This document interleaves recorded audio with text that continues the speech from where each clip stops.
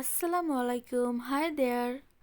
খুবই ইয়াম্মি আর ঝটপট একটা ইফতারি রেসিপি নিয়ে হাজির হয়েছি। চলুন একটু স্বাদ চেঞ্জ করা যাক।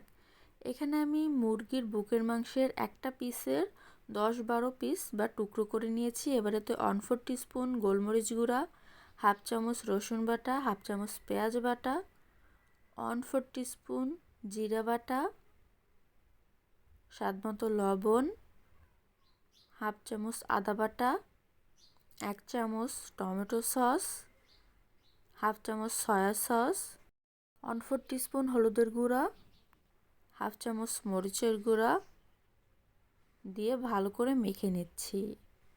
সব শেষে এতে অ্যাড করব হাফ চামচ ভিনেগার। আপনারা চাইলে ভিনেগারের পরিবর্তে হাফ চামচ লেবুর রস অ্যাড করতে পারেন, আর হাফ চামচ চিনি।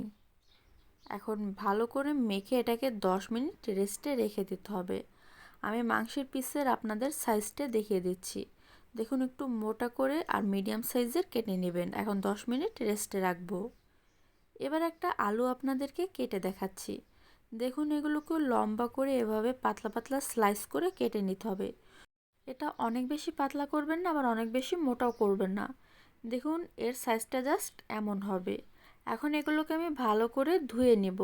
এটাকে পানিতে ভিজিয়ে রাখার একদমই প্রয়োজন নেই, তবে যে স্টিক দিয়ে গেঁথে নেব সেই স্টিকগুলো আমি 10 মিনিট পানিতে ভিজিয়ে রেখেছি।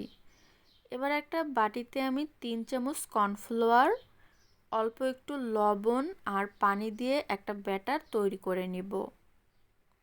একটা পাতলা ব্যাটার তৈরি করে নিচ্ছি, তবে একদম বেশি পাতলা করবেন না। দেখুন, এর কনসিস্টেন্সিটা এমন থাকবে। এবার একটা স্লাইস আলু এর মধ্যে ভালোভাবে ডিপ করে নেবেন, তাহলে আলুগুলো অনেক ক্রিস্পি হবে ভাজার পর।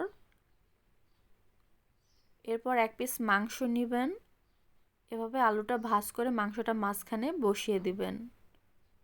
আস্তে ভাজ করবেন যাতে আলুটা ভেঙে না যায়। তারপর একটা স্টিক দিয়ে গেঁথে দিবেন। আপনাদের সুবিধার জন্য আবারও একটা দেখিয়ে দিচ্ছি।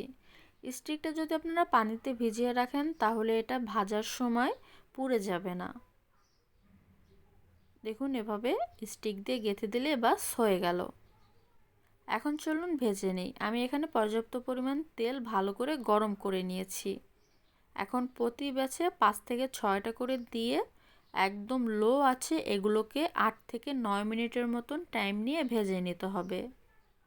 একদম লো আছে এগুলো ভেজে নিলে মাংসটাও ভালোভাবে কুক হয়ে যাবে, আর উপরে আলুটাও ভালোভাবে ক্রিস্পি হবে। এভাবে উল্টে পাল্টে দিবেন একটা কাঁটা চামচ দিয়ে, তাহলে আলু আর মাংস দুইটাই সুন্দর করে কুক হতে পারবে। 8 থেকে 9 মিনিটের মতন এগুলো মিডিয়াম আঁচে কুক করে নিলেই দেখবেন ভালোভাবে মাংসটা আর আলুটা ক্রিস্পি হয়ে গেছে। তারপর এগুলোকে ভালো করে তেল ঝরিয়ে তুলে নেবেন। দেখলেন কত ইজি, খুব ঝটপট। এটা চাইলে আপনারা অল্প সময়ের মধ্যে যেমন ইফতারিতে তৈরি করতে পারবেন, তেমনি কিন্তু বাসায় হঠাৎ মেহমান আসলেও এটা স্ন্যাক্স হিসেবে রেডি করতে পারবেন।